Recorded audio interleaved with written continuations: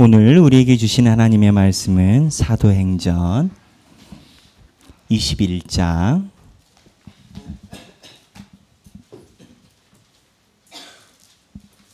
8절부터 14절까지의 말씀입니다.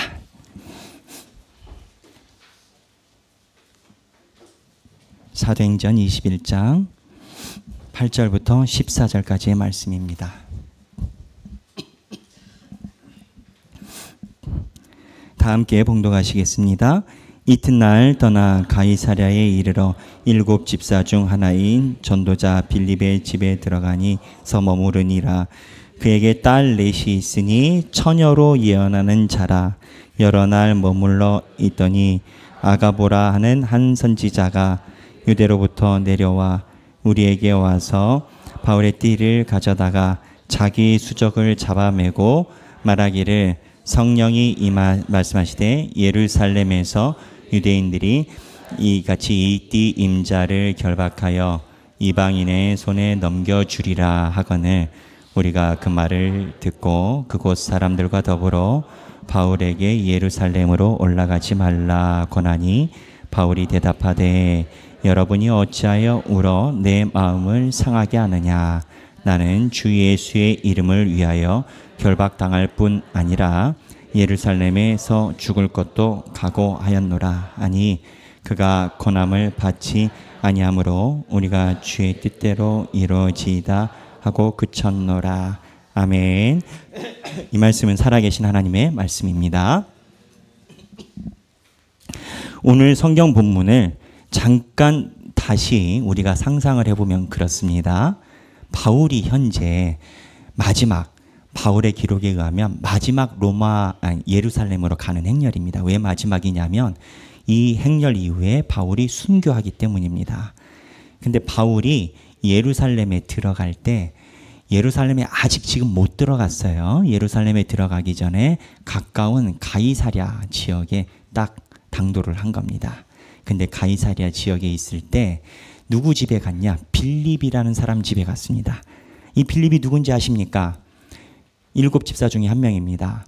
사도행전의 8장에 나왔던 사마리아에서 전도하고 이디오피아 내시에게 세례줬다. 그 빌립 집사인데 이 빌립 집사님이 아버지가 신앙이 좋아서 자녀분들도 신앙이 좋은데 예언하는 4딸이 있는 거예요. 그러니까 이 예언하는 4딸하고 아가보라는 예언자가 와서 총 5명이죠. 이 5명이 바울을 놓고 하나님께 기도해서 예언을 합니다. 그 예언의 내용이 뭐였냐? 바울이 예루살렘 가서 이방인들에게 잡혀간다. 예언을 합니다. 분위기가 어땠을까요? 여러분 한번 상상해 보십시오. 여러분 거실에, 집의 거실에 예언 능력이 있는 여자 4명하고 선지자, 목사님 한 분이 와서 여러분 가운데다 앉혀놓고 예를 들어서 김 집사님 서울에 올라갔다간 이방인들 손에 의해 잡혀갈 것 같습니다. 라고 얘기를 하는데 이때 분위기가 굉장히 엄숙했을 거예요. 예언하는 사람들이 하나님의 능력을 받고 말할 때 아마 거기 있는 사람들도 다 알만한 성령의 임재하심을 느꼈을 겁니다. 근데 이 예언한 사람들의 예언이 끝나고 주변에 있는 사람들이 바울에게 뭐라고 했냐? 가지 마라. 근데 이 가지 마라라고 한 이유가 이 예언한 내용은 거기까지 접고 그 다음에 대한 해석이 이제 제자들 사이에서 있는 거예요. 가지 마라 한 거예요. 근데 왜 가지 마라라고 하냐면 사도행전에서 보면 1차 전도여행, 2차 전도여행, 3차 전도여행을 잘 살펴보면요. 그 중에 바울이 예언을 통해서 자리를 피하고 죽음의 위기를 넘긴 적이 여러 번 있습니다. 그러니까 지금 빌립의 딸들하고 아가보 예언자하고 거기에 있는 주님의 제자들이 바울 보고 예언 보니까 너 가면 안 되겠다.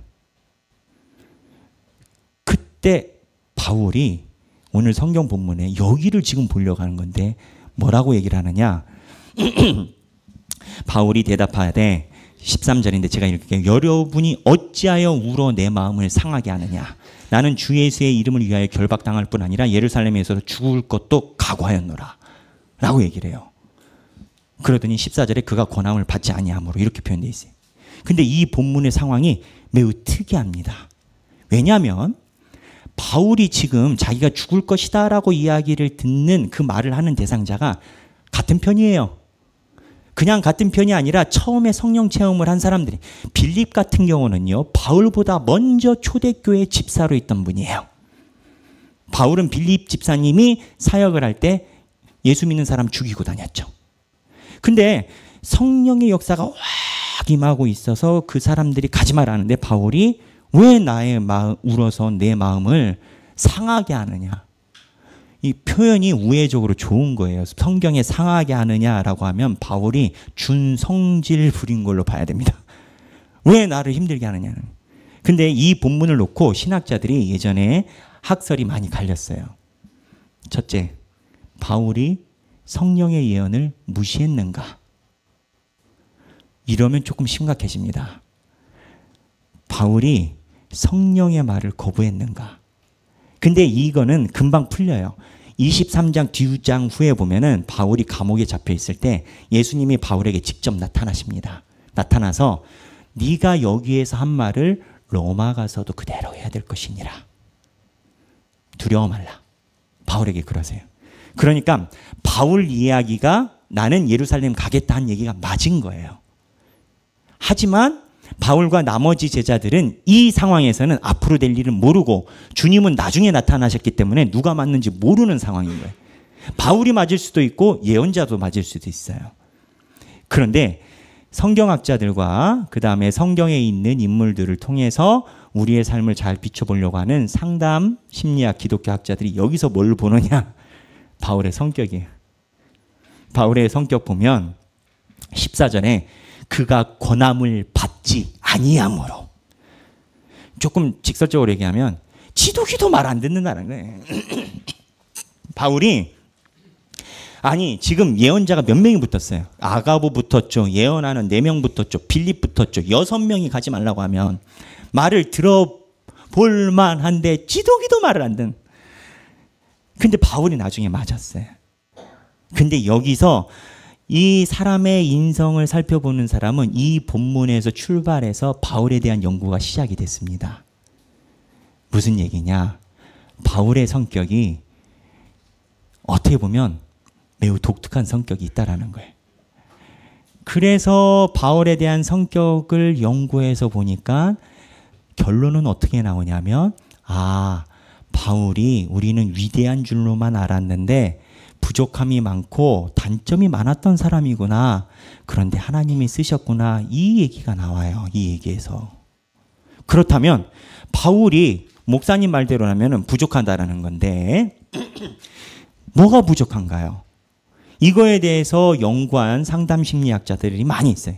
이재현 박사, 김영훈, 정영구를 포함해서 기타 등등 외국인 박사들도 많이 있는데 그분들이 연구한 내용을 묵상하며 성경을 보면 참 은혜되는 내용이 있습니다. 왜 은혜가 되느냐?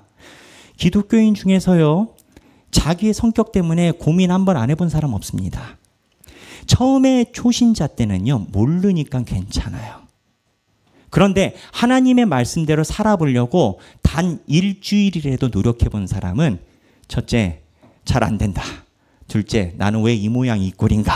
셋째, 나는 천국 가나? 여러 가지 마음이 막 생겨요.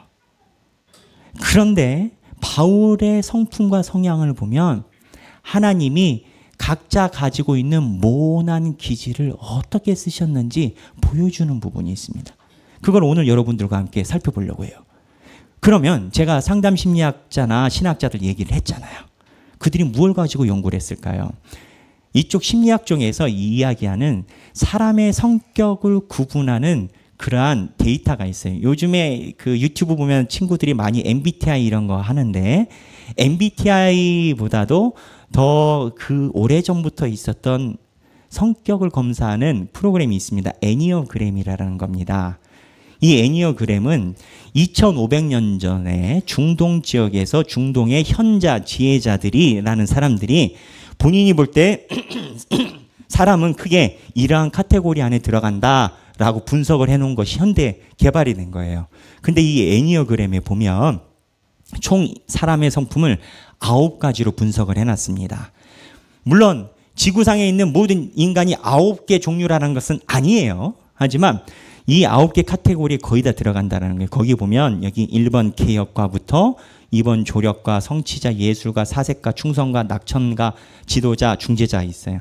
이 애니어그램은 자기에 대한 성격하고 나오는 기질하고 주변 사람들과의 관계성에서 보여지는 장이라는 분야가 있습니다. MBTI는 이게 없어요.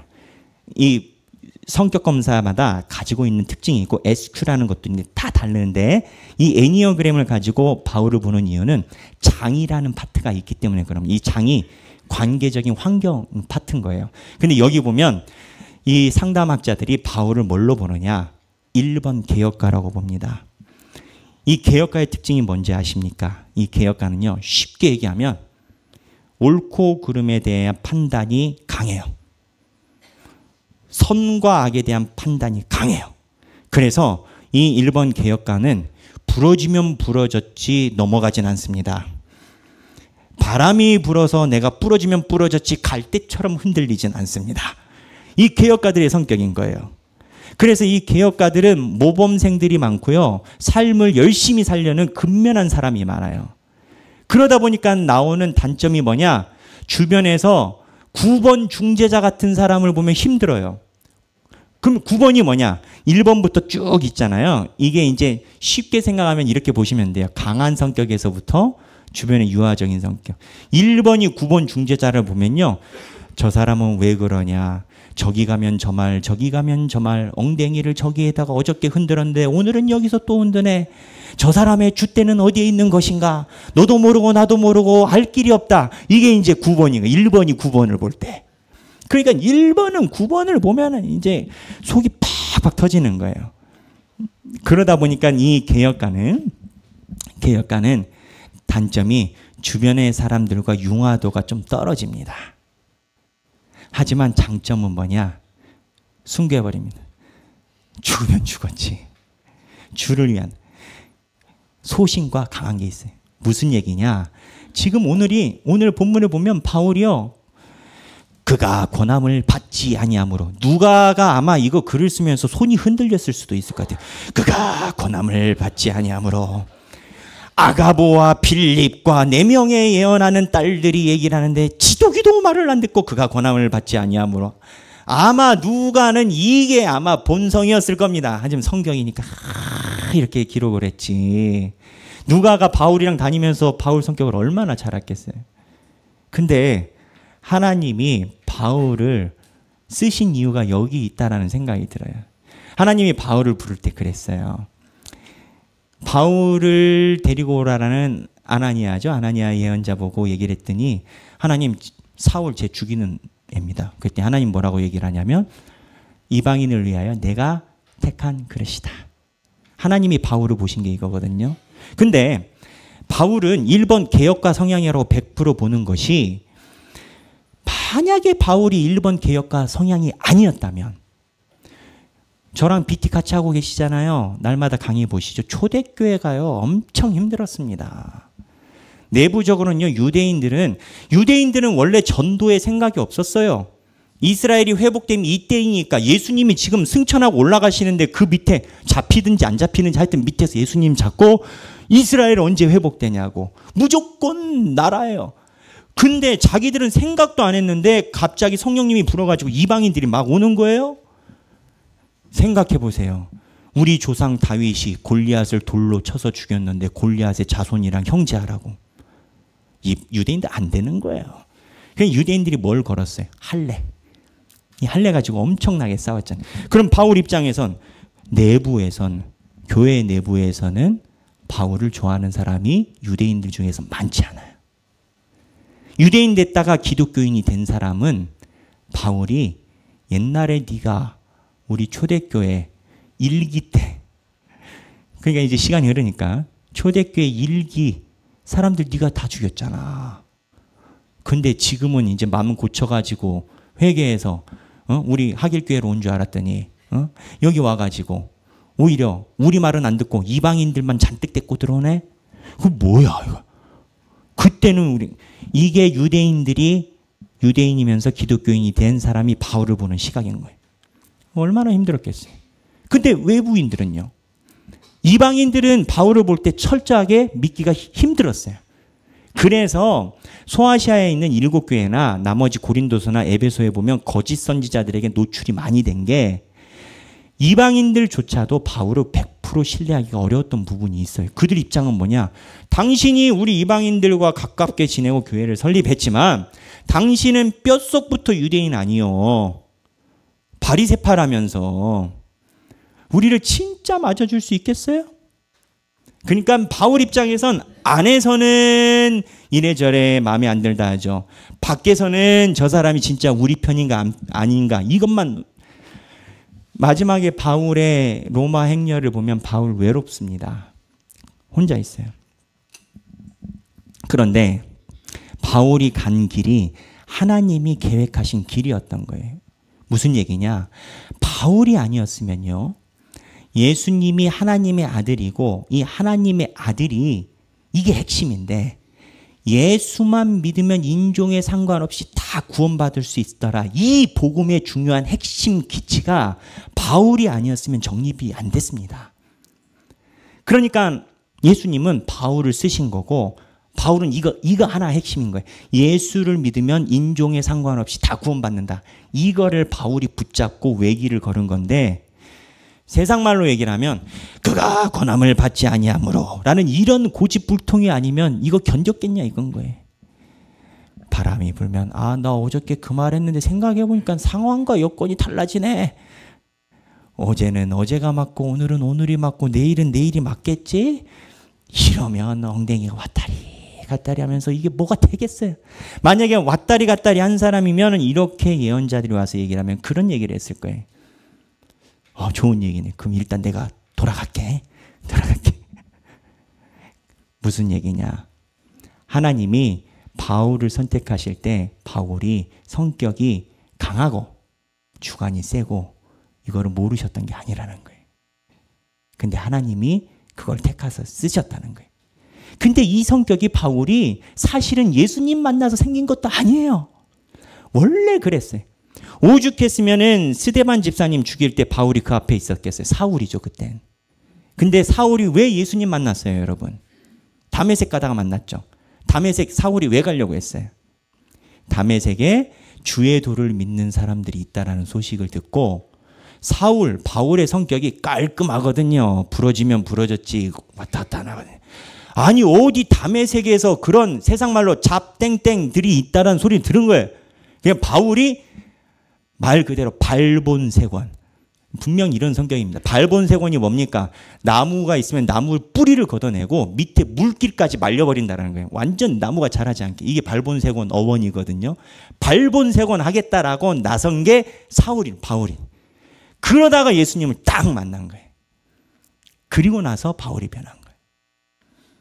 근데 왜 변했을까요? 이 1번 기질은요. 자기가 모범 생활을 하기 때문에 자기 안에 심적 갈등이 있습니다. 내가 살아가는 것보다 내가 꿈꾸는 이상이 언제나 높습니다. 그렇기 때문에 1번 기질을 가진 사람들은 심하게 내적인 충동을 가지고 있습니다. 성경 본문에도 그런 장면이 나와요.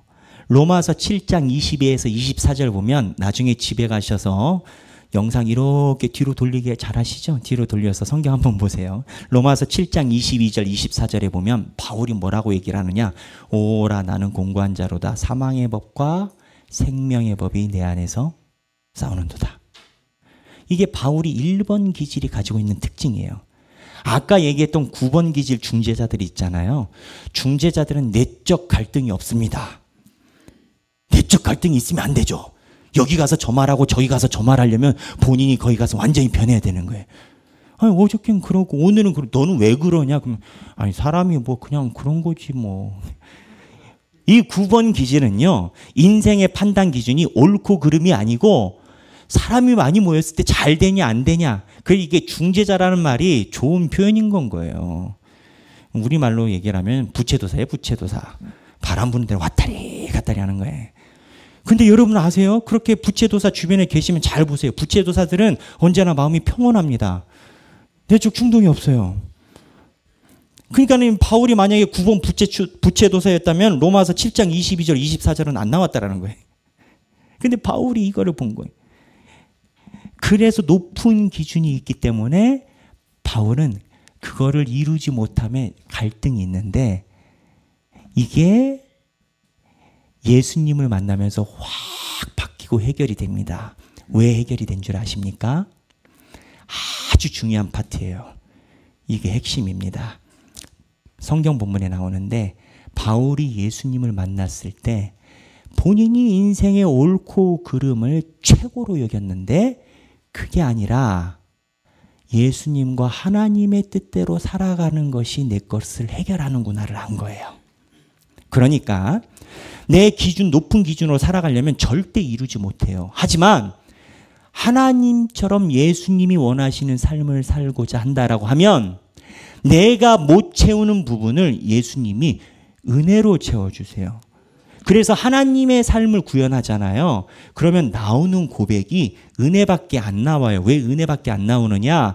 예수님이 원하시는 대로 살아가는데 부족한데 예수님이 나를 안아주시고 나에게 긍휼을 베풀어 주시는 걸 예수님의 길을 가다 보면 알아요. 근데 예수님이 없으면 자기 마침 머리에다가 굴비 달아놓고, 장대로 낚싯줄로 굴비 달아놓고 저 굴비 먹어봐 하면 계속 뛰어가듯이 자기 의로는 이게 안 된다라는 거예요. 이거를 바울이 성경에서 얘기를 해요. 이거는 봅시다. 성경 본문을 로마서 10장 3절인데요.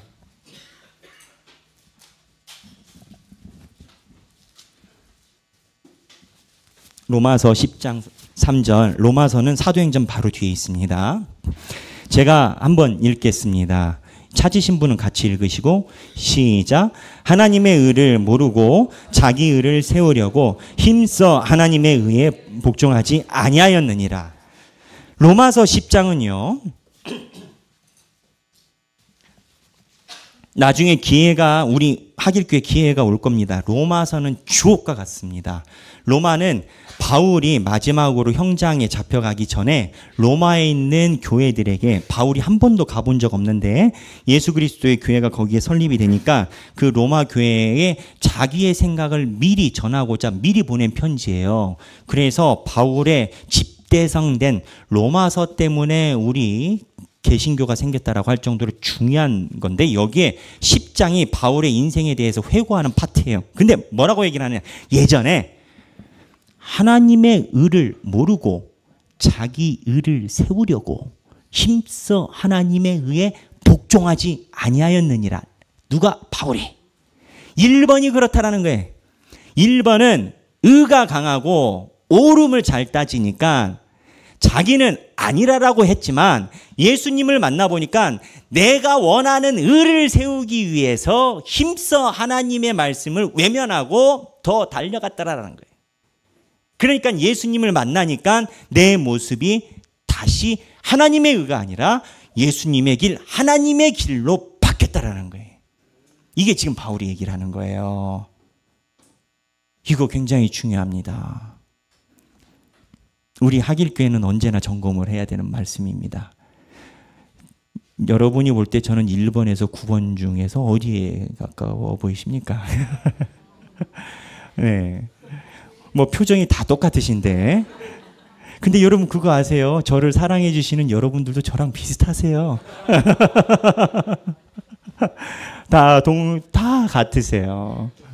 근데 우리 같이 1번들은 언제나 로마서 누가 아니라고 막 손 드시는데 손든 사람이 제일 가까워. 손든 사람이 제일 가까우신 거예요. 머릿속에 1번이라고 생각하고 있었으니까. 이렇게 하나님 앞에서 1번 기질을 가진 사람은 로마서 10장 3절에 있는 바울의 하나님의 의를 모르고 자기 의를 세우려고 힘써 하나님의 의에 복종하지 아니할 기질이 1번에 있어요. 우리는 엉덩이를 흔드는 족속이 아니잖아요. 바람이 분다고 연처럼 날아다니고, 나중에 연 날아다니가 끈이 떨어지면 어떻게 돼요? 연은 바람 날아가지. 연은 걱정이 없어요. 난 원래 그러니까 끈이 걱정하지 연은 걱정 안 해. 바울이 이러한 성향이었다는 거예요. 근데 이 성향이요, 만약에 예수님이 사용하지 않으셨으면 조금 힘든 성향입니다. 사회생활도. 그런데 하나님의 은혜가 뭐냐? 하나님이 바울이 가지고 있는 이러한 성향을 탓하지 않으시고 바울의 이런 성품을 뭐라고 표현하셨냐면 이방을 위하여 나의 택한 그릇이다. 하나님은 은혜가 우리가 가지고 있는 성품을 뭐라고 하시지 않고 우리가 가지고 있는 단점을 오히려 하나님이 택하셔서 하나님이 그 안에서 하나님 일을 하게끔 주시는.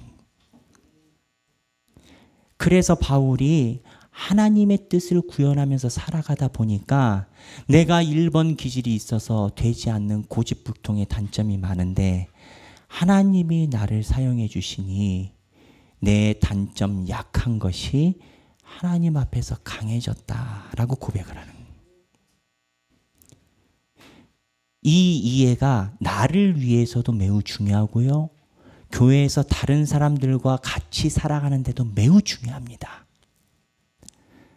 신앙인은 초두에 이야기한 것처럼 신앙생활을 안 해봤으면 모를까. 아유, 이제 말씀대로 조금 살아봐야지 한 사람 치고 내가 잘 산다라고 하는 사람은 없어요. 그럼 둘 중에 하나입니다. 교만한 해가지고 잘 산다 하면 교만은. 아니면 아직 신앙의 경도가 이르지 않아서 자기가 부족한 걸 모르는 해병아리. 둘 중에 하나예요. 둘 중에 하나. 근데 신앙생활을 열심히 해보면 마음에 내적 충동이 있습니다.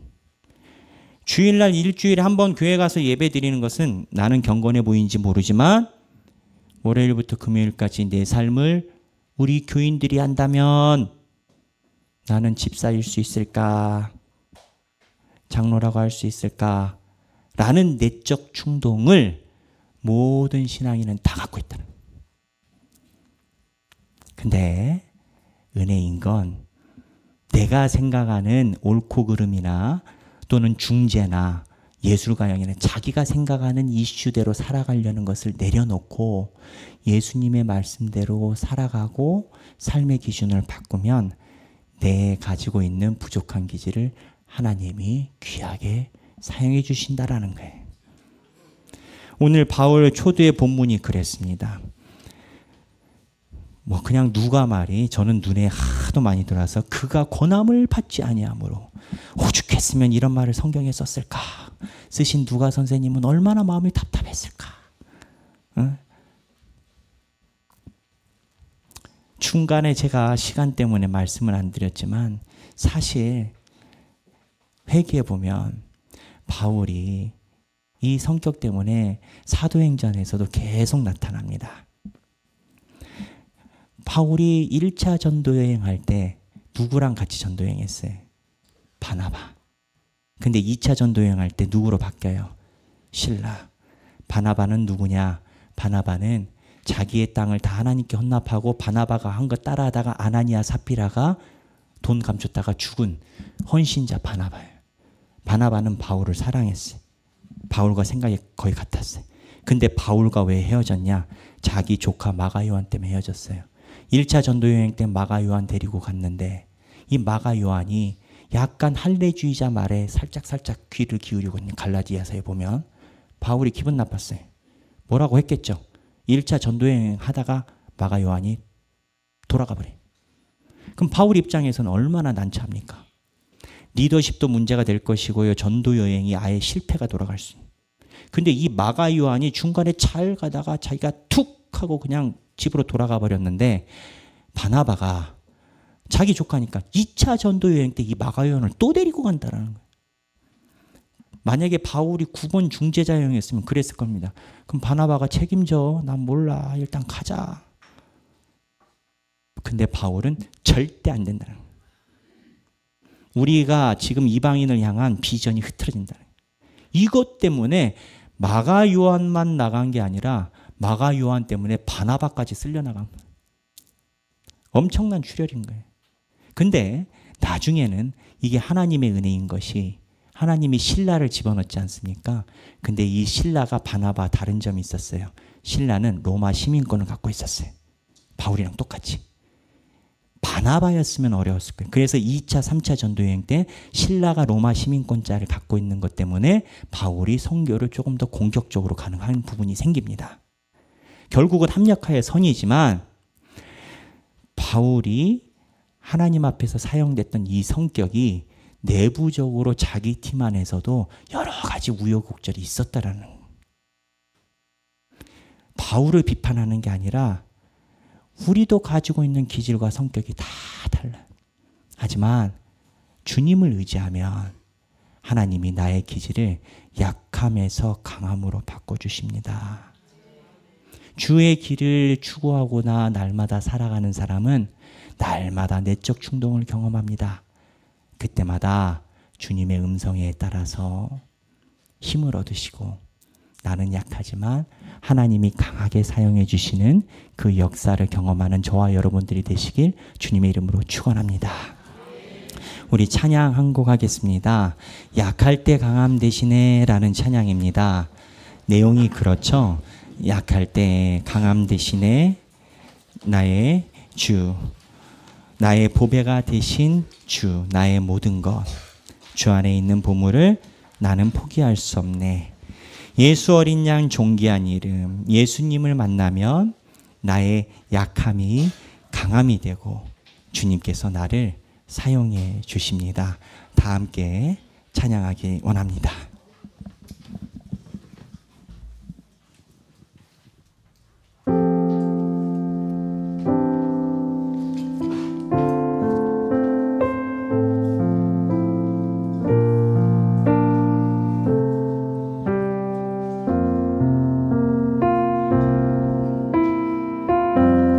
약할 때 강함 되시네 나의 보배가 되신 주, 주 나의 모든 것,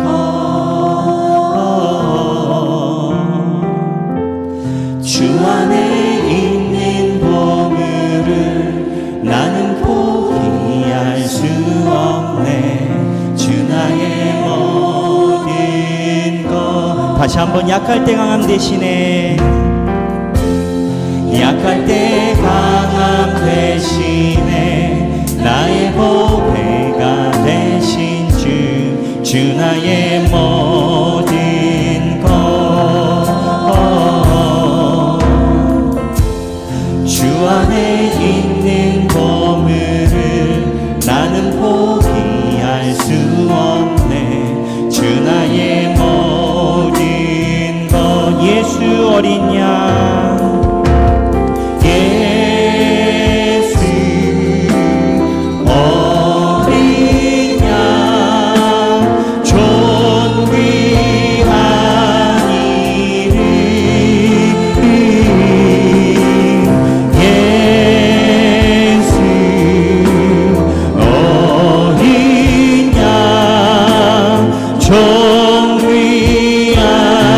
다시 한번 약할 때 강함 되시네. 약할 때 강함 되시네 나의 보배가 되신 주, 주 나의 모든 것, 주 안에 있는 보물을 나는 포기할 수 없네. 주 나의 모든 것. 예수 어린 양, 예수 어린 양, 존귀한 이름, 예수 어린 양, 존귀한 예수 어린 양, 존귀한 이름, 예수 어린 양, 존귀한 이름, 예수 어린 양, 존귀한 시간에 잠깐 나의 신앙생활을 성령님께서 인도하여 주시고 나의 성품을 주님 안에서 인도하여 주시라고 성령님의 음성을 따라서 기도하겠습니다. 기도하시겠습니다. 하나님 아버지, 우리가 주님 전에 나와 기도합니다. 아버지, 우리가 주님 앞에 나와 기도할 때 하나님의 은혜로 우리의 삶을 채워주시고 우리의 부족한 모습도 주님께서 택하여 사용할 수 있는 그릇이 되게 하여 주옵소서. 우리를 붙들어 주시옵소서. 하나님, 내 삶에 있는 내적 갈등이 있습니다. 하지만 이 또한 주님께서 우리를 사용하여 주실 줄 믿습니다. 우리를 붙들어 주시옵소서. 주님, 우리 삶의 성령의 인도하심이 있게 하여 주셔서 동행하여 주셔서 우리를 붙들어 주시고 주님의 은혜와 속에서 살아가는 우리가 되게 하여 주시옵소서. 주님, 역사하여 주시옵소서. 제가 기도하겠습니다. 하나님 아버지, 저희가 이전에 나와 주님 앞에 말씀을 듣고 찬양을 올리고 성령님의 임재하심에 함께할 수 있도록 하여 주시니 감사합니다. 하나님, 저희가 주님의 말씀대로 성인 군자까지는 아니어도 열심히 살아보려고 노력해 보지만 참 우리의 성품 때문에 내 스스로가 힘들 때가 있음을 고백합니다. 하지만 예수님이 원하시는 대로 살아야지라고 할 때 주님이 우리의 모든 성품을 변하여 하나님께서 귀히 쓰시는 은혜의 그릇이 될 줄로 믿습니다. 그거를 통해서 우리의 삶이 주님 안에서 확신과 안정에 거하게 하여 주시고 주님 배없는 그날 언젠가는 우리도 다 눈을 감게 될 건데 그때 주님이 이 땅에서 나를 위해서 택한 내 그릇이었다라는 칭찬을 듣는 우리가 되게 하여 주옵소서. 그 마음으로 주님 앞에 봉헌을 드립니다. 세상이 말하는 것처럼 돈이 생명이다라고 여기지 않고 내 생명이 주인이니 하나님이 주신 재물 내가 드린다라는 마음으로 봉헌 드립니다. 주님 앞에 이렇게 봉헌 드린 주님의 백성들 하나님의 은혜로 사랑하사 긍휼로 채워 주옵소서. 이제는 우리 주 예수 그리스도의 은혜와 하나님 아버지의 극진하신 사랑과 성령님의 감동감화 교통하심이 내가 생각하는 인생이 아니라 예수님이 생각하고 예수님이 원하시는 인생을 살아가기 원하는 사랑하는 모든 주님의 백성들 머리 위에 지금으로부터 영원토록 함께 하시길 성부와 성자와 성령의 이름으로 간절히 축원하옵나이다. 아멘.